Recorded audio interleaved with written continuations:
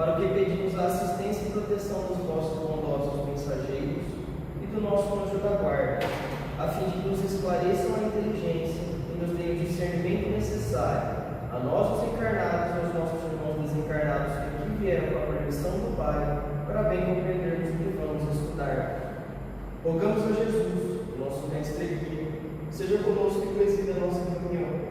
Em nome da irmã veneranda protetora desta casa, damos por aberto a reunião de estudos da presente noite. Que assim seja. Necessidade essencial. Mas eu roguei por ti, para que a tua fé não desfaleça. Jesus, Lucas 22:32. Justo destacar que Jesus, ciente de que Simão permanecia no mundo em que imperam as vantagens de caráter material, não intercede junto ao Pai a fim de que lhe não faltassem recursos físicos, tais como a satisfação do corpo, a remuneração substanciosa ou a consideração social. Declara o mestre haver pedido ao Supremo Senhor para que em Pedro não se enfraqueça o dom da fé. Salientou assim o Cristo a necessidade essencial da criatura humana no que se refere à confiança em Deus, num círculo de lutas, onde todos os benefícios visíveis estão sujeitos à transformação e à morte. Testemunhava que, de todas as realizações sublimes do homem atual, a fé viva e ativa é das mais difíceis de serem consolidadas.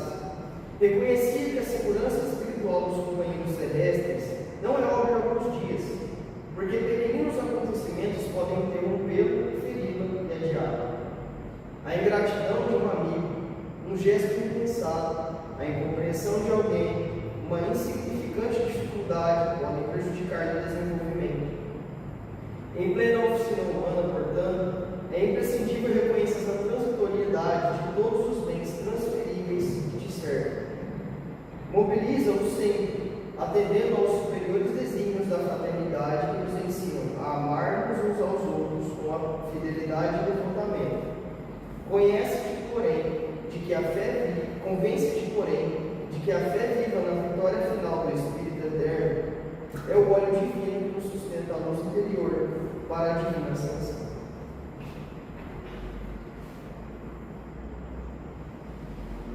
Pai nosso que estás no céu, santificado seja o vosso nome, Senhor. Que venha a nós o vosso reino, que seja feita a vossa vontade, assim na terra como no céu. O pão nosso de cada dia nos dai hoje, Senhor. Perdoai as nossas ofensas, assim como nós perdoamos aos que nos têm ofendido. E não nos deixeis que entremos em tentações, e livrai-nos, Pai, de todo mal, porque seu é o reino, o poder e a glória para sempre. Espíritos esclarecidos e benevolentes, bondosos mensageiros de Deus, que tendes por missão assistir aos homens e conduzi-los pelo bom caminho, sustentai-nos nas provas desta vida. Dai-lhe força para suportá-las sem murmurar. Afastai-me dos maus pensamentos e fazei que eu não venha entrar na nenhum espírito que tentasse impedir e conduzir no caminho do mal.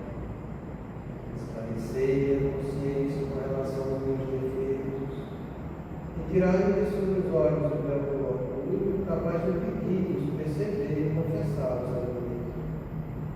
A ti, sobretudo, bondoso anjo da guarda, que mais particularmente velais por mim, e a todos vós, espíritos protetores dos amigos interessados, fazei que torne vivo da vossa proteção. Conheceis as minhas necessidades, para sejam atendidos segundo a vontade de Deus. Que a paz que rateia no coração de Jesus e que abrange toda a terra possa ser assimilada por todos os corações aqui presentes, tanto encarnados quanto os desencarnados, para que ele possa ter essa paz. Possamos compreender as leis terrenas do mundo espiritual e ter a sabedoria de praticá-las em nossa vida. Em em nome do nosso mestre amado Jesus, da irmã Miranda e a sua equipe espiritual que nos assiste, bem como dos nossos anjos da guarda, solicitamos que a aqui exposta seja purificada em nosso benefício. Que assim seja, damos graças a Deus. Amém.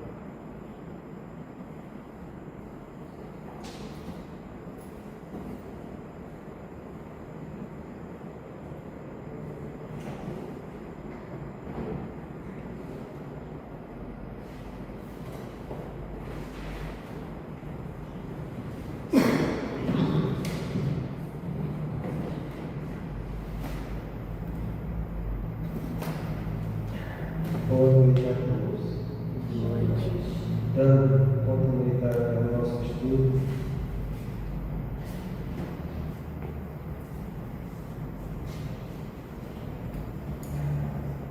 vejamos a orientação que nos é dada a respeito desses tratamentos de cura, que é uma questão tão em voga dentro do movimento espírita, que é motivo de grande, não só preocupação, mas de alerta em relação aos princípios doutrinários. Porque quando a gente vai analisar a fundo o problema, nós vemos que existe uma banalização do que seja cura, uma deturpação dessa palavra, no sentido profundo espiritual, levando a uma série de ilusões as pessoas que recorrem a esse tipo de tratamento. Isso não acontece só dentro da casa espírita. Isso acontece no meio social que a gente está vivendo. E dentro dos consultórios da gente, isso também é um assunto de pauta.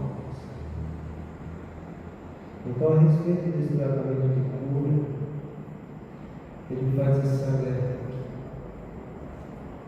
Um dos maiores problemas é que todos estes equívocos são feitos em nome da caridade e do bem.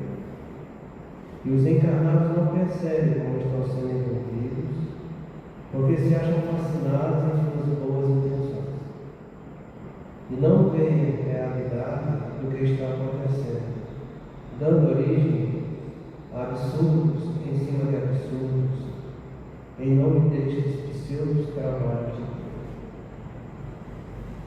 Então vamos por partes. A gente já viu o início na semana passada, e que ele nos alerta a seguinte questão: um dos maiores problemas é que todos esses equívocos são feitos em nome da caridade.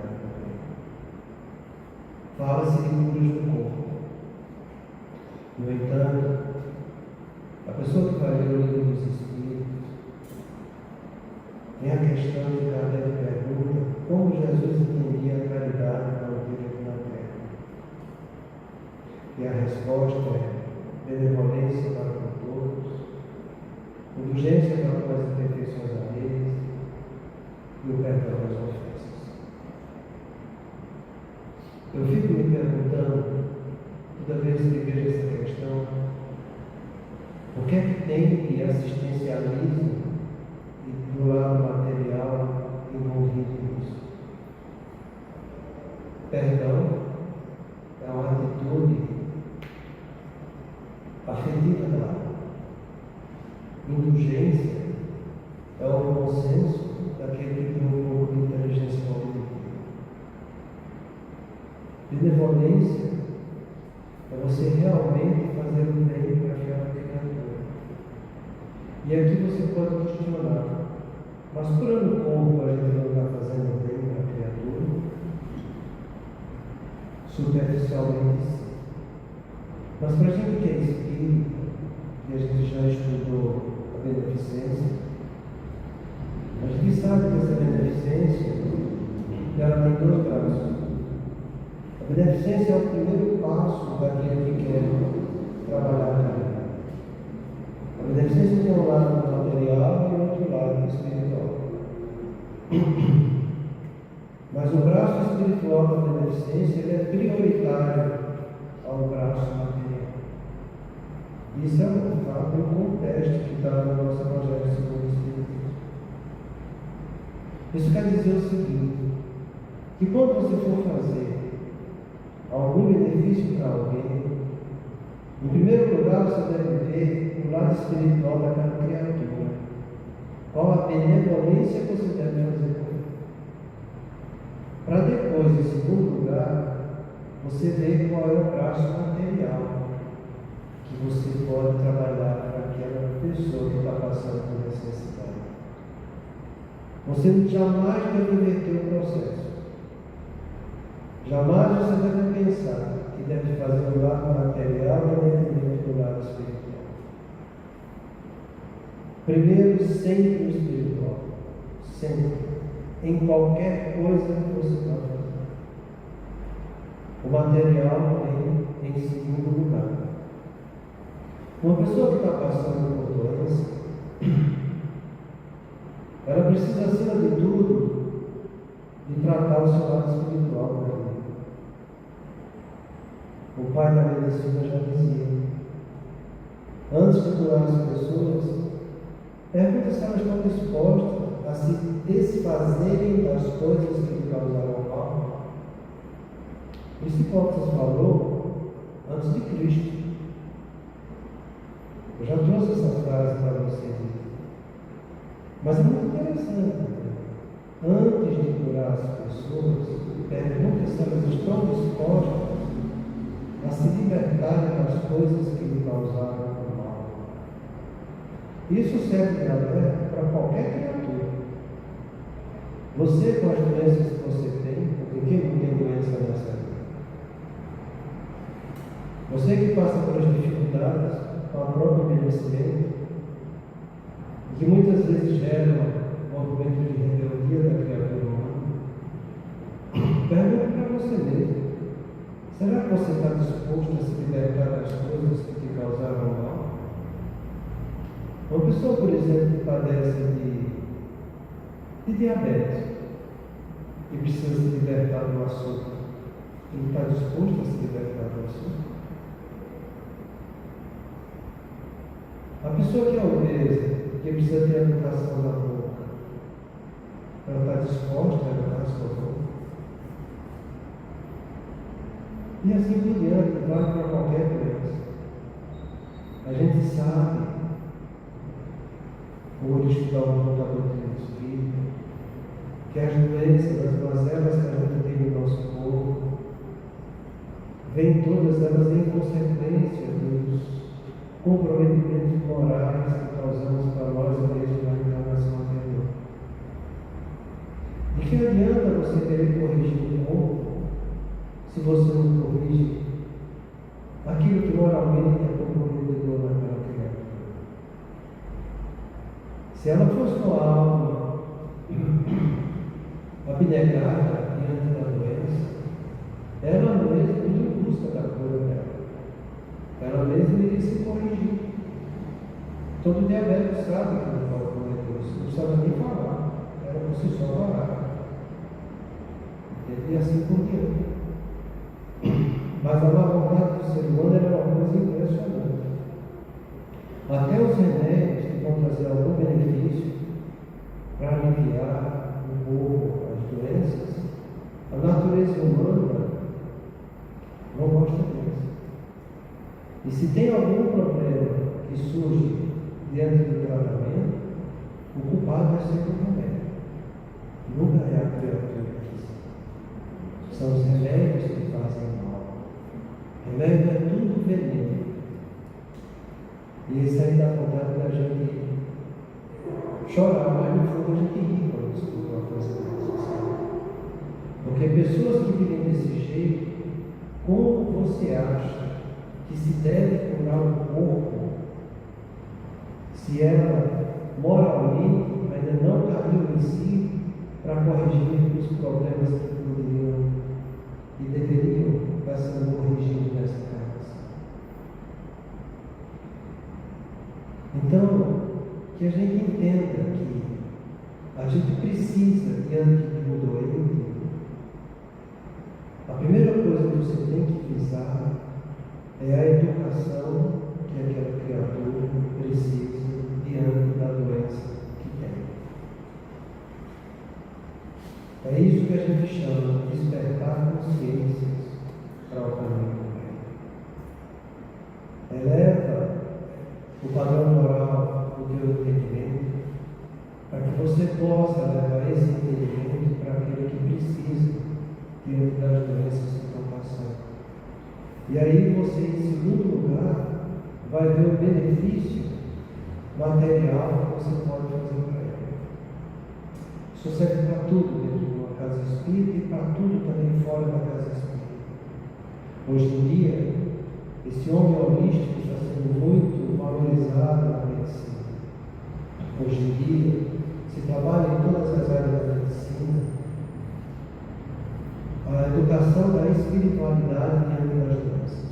Porque a própria medicina, o fato irrefutável, não é só o Brasil, mas no mundo, sabe que uma vez trabalhada a espiritualidade junto do tratamento da medicina alopática, o benefício das doenças é muito maior e a recuperação do paciente também é muito mais acentuada.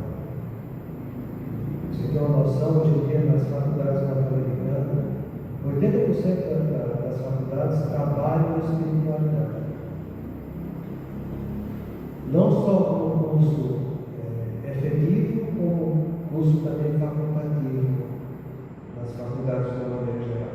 E a tendência deles é abranger todas as faculdades trabalhar espiritualidade. Eu fico, às vezes, impressionado, porque nós que temos condição de trabalhar a espiritualidade de uma maneira mais profunda possível, porque somos espíritos, trabalhamos ainda da maneira equivocada, como a gente tem as pessoas nesse tratamento.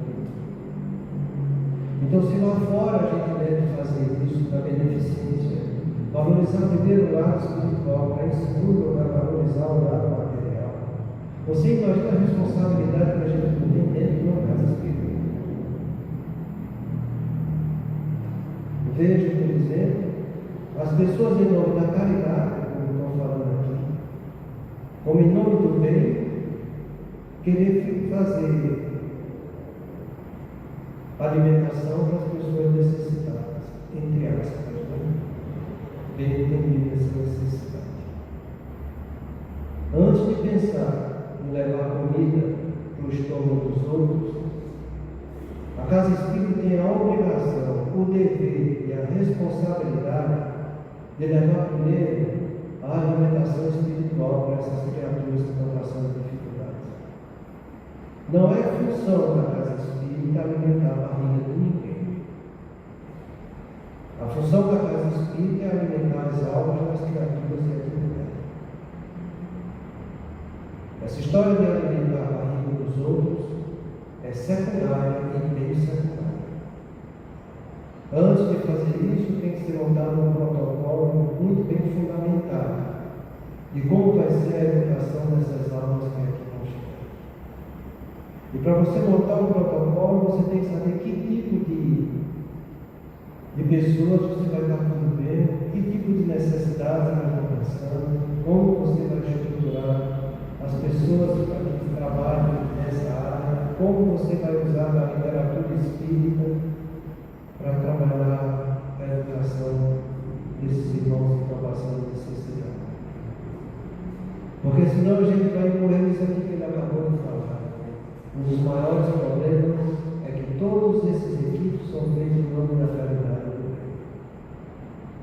Então, em nome da caridade do bem, a gente deturpa, a gente corrompe a doutrina. E o pior é que a gente faz movimentos egóicos de fazer coisas por fora, sem fazer aquilo que a gente precisa por dentro. Trabalhemos primeiro no interior, porque foi assim que Jesus falou a gente. Seus iguais, adultos, caiados por fora e cheios de multidão por dentro.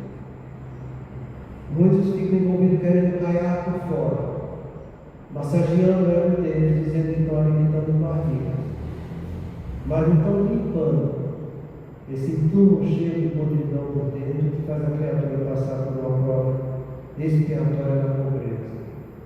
E que a coisa prioritária que deve ser trabalhada com esses irmãos é a resignação. Então fica muito bem entendido isso, para que a gente não cometa erros em nome da caridade e do bem. Porque as pessoas que não fazem isso segundo a orientação doutrinária são pessoas que vivem fascinadas, que é como ele diz aqui, os encarnados não percebem como estão sendo envolvidos, porque se acham fascinados em suas boas intenções. Então, não vai ser em nome da boa intenção que você vai se deixar ser fascinado. E a gente tem que estar muito atento para isso.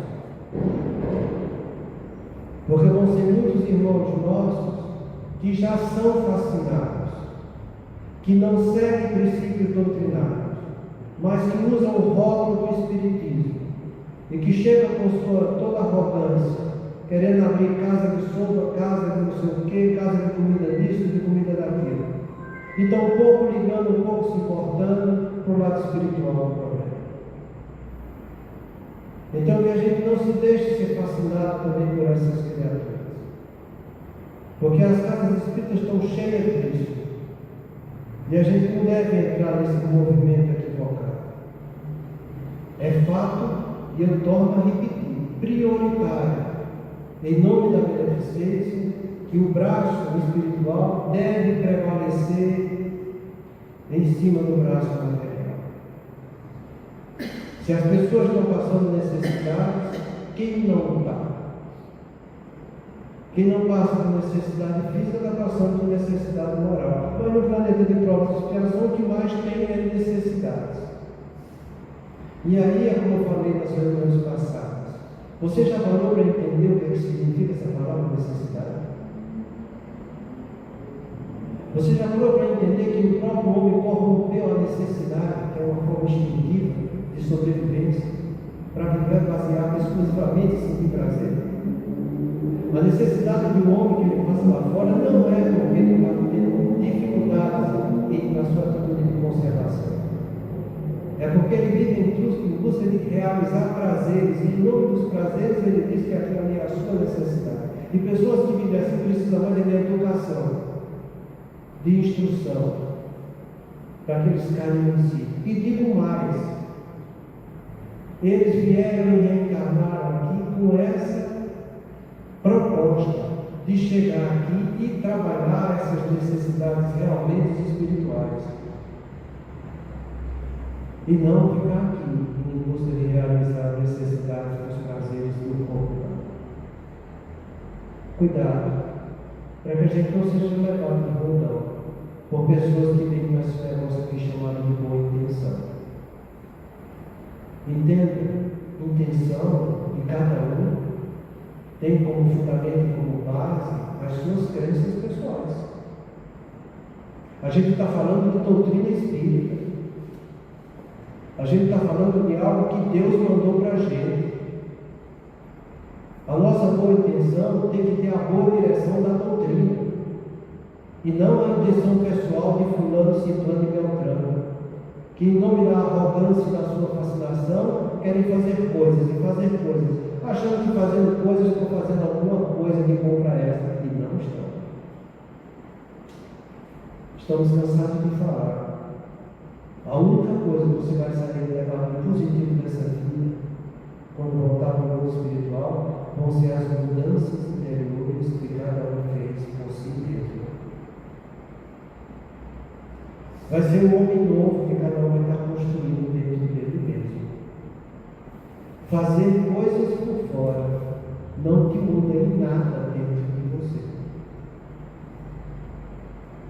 Então, a boa intenção tem que estar direcionada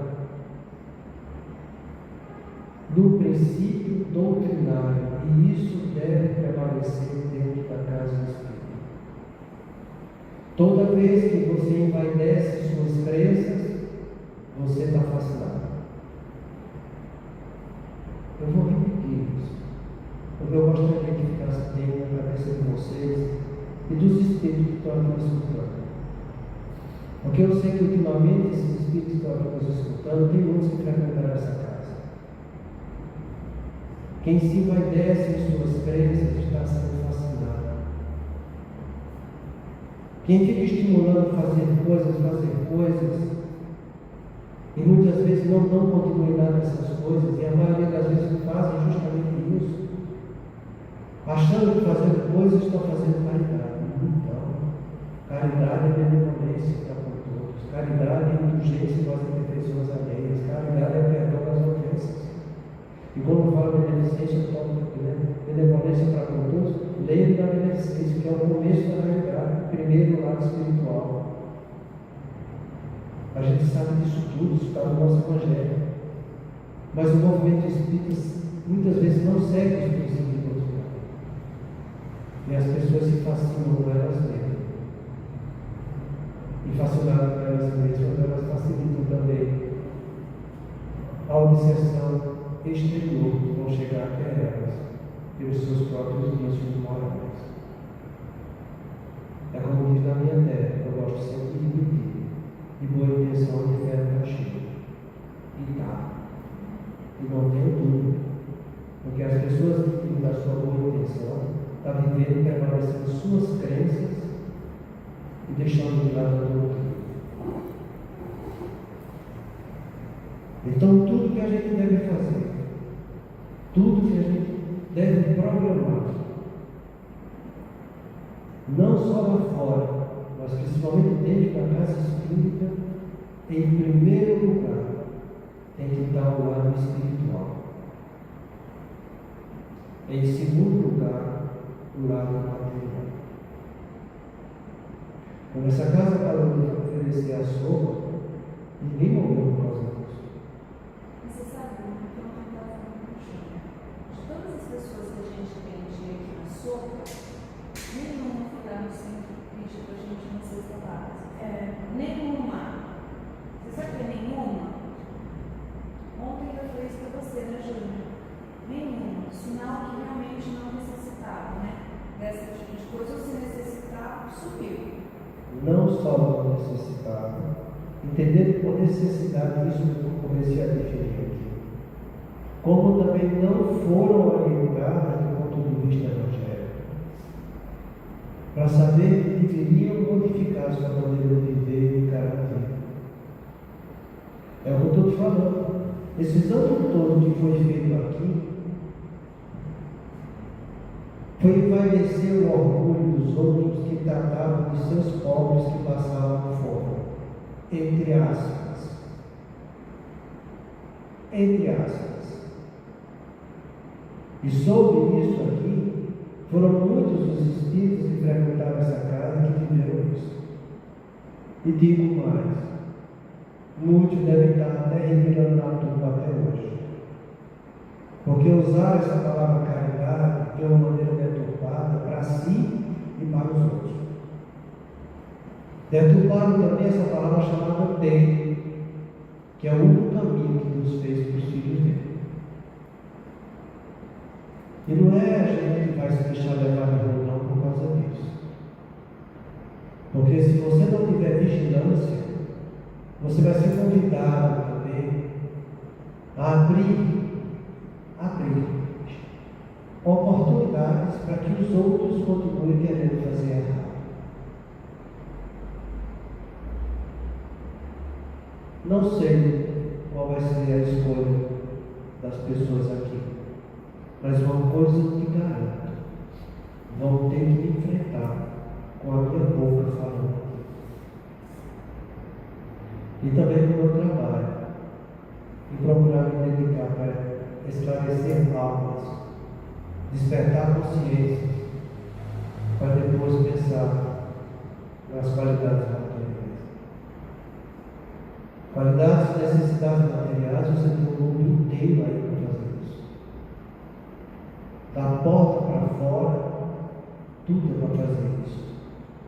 Da porta para dentro, É o lado espiritual aqui que tem que ser prevalecido. E é assim que a gente tem que entender. Para que depois a gente use o nome da caridade do bem para cometer absurdos, baseado em nossas boas intenções, que vão gerar grandes fascinações e grandes dores de cabeça. Não só para esta encarnação que a gente vai estar passando, mas para as próximas encarnações futuras.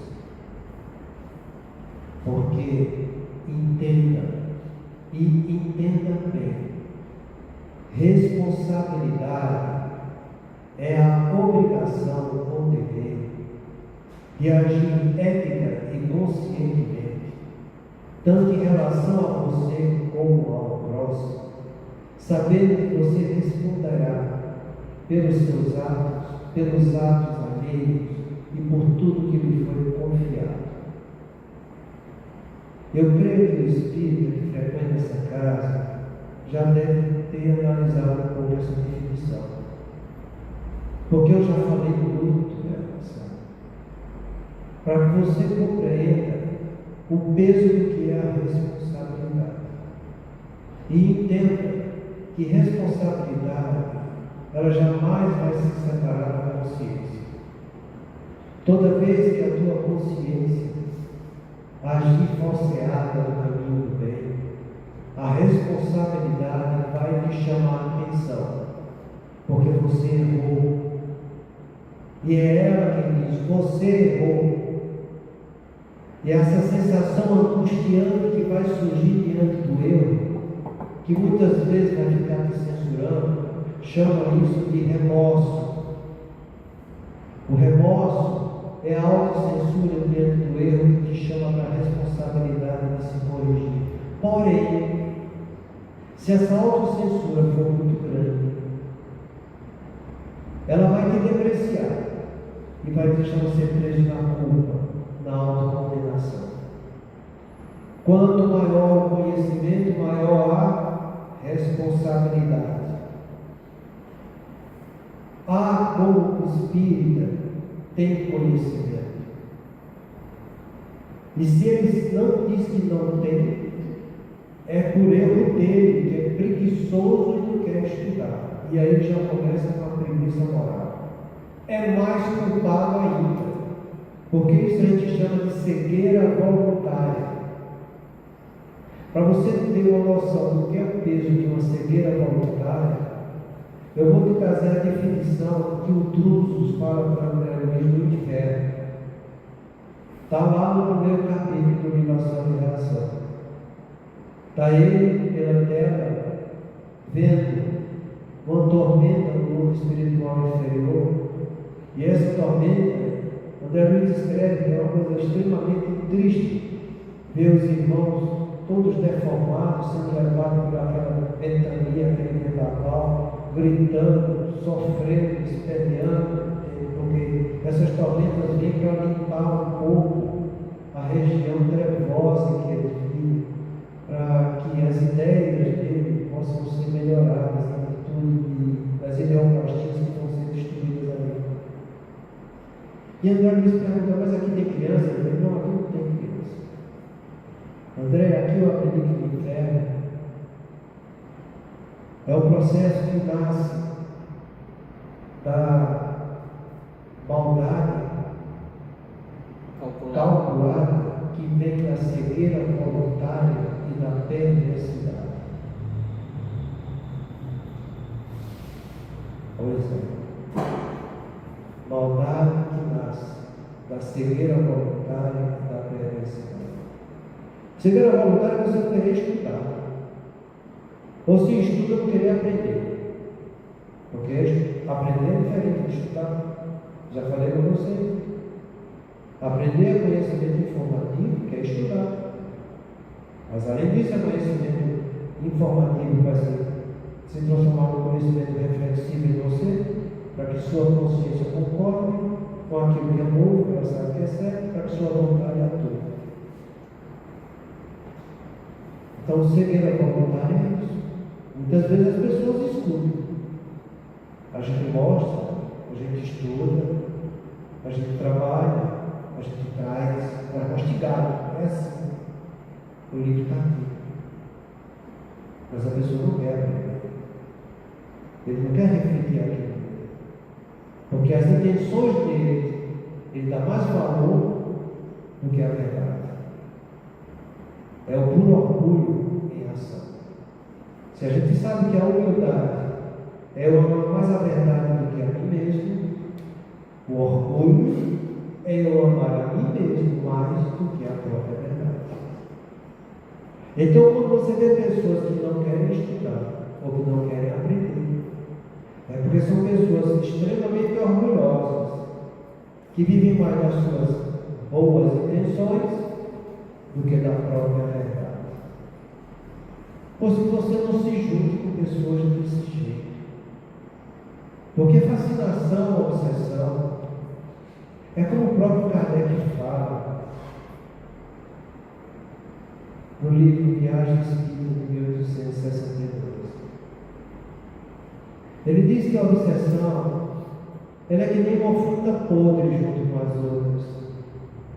Você tem que ir lá e tirar aquela fruta para que as outras não se contaminem. Não sou eu que estou falando, mas eu estou falando Kardec. Quando Kardec fala, os burros gostam de ler, porque ele sabe o que diz. E sabe muito bem o que diz. A respeito da fascinação, ele deixou documentado no livro dos médiuns. De todas as obsessões, a de mais difícil tratamento é a fascinação. Às vezes se faz de tudo para uma pessoa fascinada e não se consegue nenhum benefício para ela, porque a vontade dela vai bater de frente com a verdade que a gente está falando. E ela vive mais da verdade dela do que da verdade. Por mais dela que seja, ela visa mais ela do que o que é o correto. E ele mesmo diz, em determinados casos, deixa a pessoa seguir o rumo dela, porque a própria vida vai lhe chamar para a responsabilidade. Ele quer dizer que muitas pessoas morrem fascinadas, morrem obcecadas, porque por mais que você faça para querer ajudar uma criatura dessa, é tempo perdido. Seu Eurico falava, não devemos gastar dela com o futuro. Eu não conhecia esse ditado, mas eu ri muito quando ele falou isso, sabe? Mas é uma grande verdade, é o que Kardec está dizendo. Você não deve aprender muito tempo com pessoas fascinadas que não querem aprender, que não querem se corrigir, que querem viver na sua fascinação. Deixe claro que siga o seu rumo, você siga o seu. Eu sempre falei isso quando a gente estava estudando. A gente vai se dedicar para a doutrina. Eu vou me matar estudando a doutrina porque eu quero viver essa doutrina. Quem quiser, vamos juntos. Quem não quiser, paciência, eu vou. Eu vou. É uma decisão minha. Então é assim que a gente deve viver. Se você é uma pessoa que tem visão, uma visão um pouco de visão espiritual, sabe que a gente deve começar a viver a vida sabendo que somos filhos de Deus e aprendizes da vida. E tudo que você estiver fazendo, põe essa frase na tua cabeça. Você é filho de Deus. Por pior que seja a prova, a expiação, por pior que seja a situação que você esteja passando, por mais triste que seja, entenda, você é filho de Deus. E Deus é a inteligência suprema, causa primária de todas as coisas, o maior amor que possa existir no universo inteiro, porque Ele é o amor por excelência. Então, você é filho desse amor. Você é filho dessa sabedoria, que é onisciente e onipresente na tua vida. Então, seja um aprendiz diante da vida. Por mais constrangedora que seja a sua expiação, entenda, aquilo é para você aprender como espírito imortal. Não deixe a superfície, a materialidade, ficar massageando as tuas emoções e sentimentos. Deixa o teu espírito trabalhar sensibilidade diante do que a vida está te oferecendo. Tenta e põe isso na tua cabeça. Você é um filho de Deus e um aprendiz da vida. Nós não somos mestres. Nós não somos donos da sabedoria. O mestre é o próprio Deus e o representante dele é Jesus. É nele que nós temos a sabedoria. Então, não foi à toa que ele falou que no mundo só teríamos aflições, que é o mundo material. Mas tenha um bom ânimo, tenha coragem. Ele, que é o representante do mundo espiritual para nós, ele venceu o mundo dos homens. Tanto que morreu, ressuscitou, como todos viram, e deixou isso bem documentado no seu Evangelho. Muita paz a todos. A semana que vem a gente vai continuar a partir disso aqui. E não veio a realidade do que está acontecendo, dando origem a absurdos em cima de absurdos, em nome destes pseudos trabalhos de cura. E assim seja. Amém.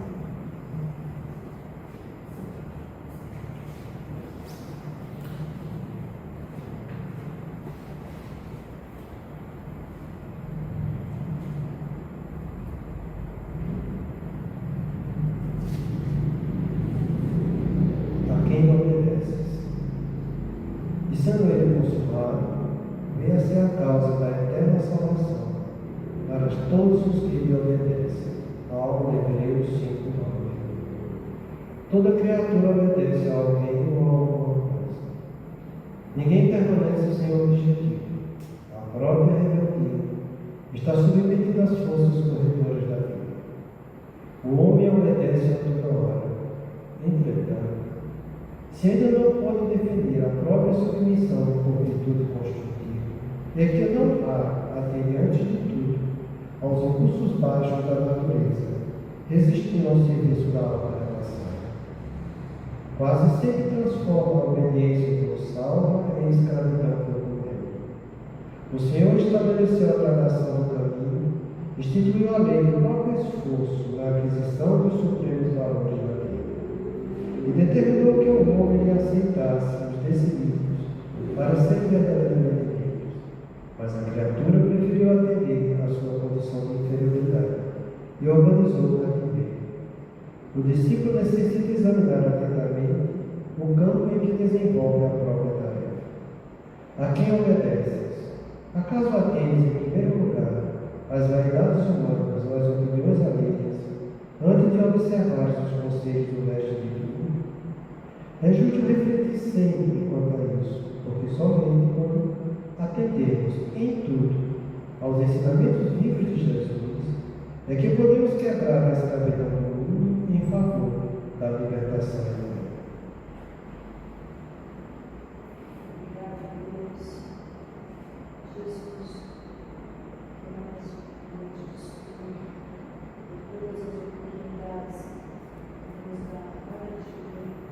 Estudos sempre para o bem, o amor, a verdadeira caridade, a sua consolada bênção de Jesus. Que tenhamos uma fé viva e ativa.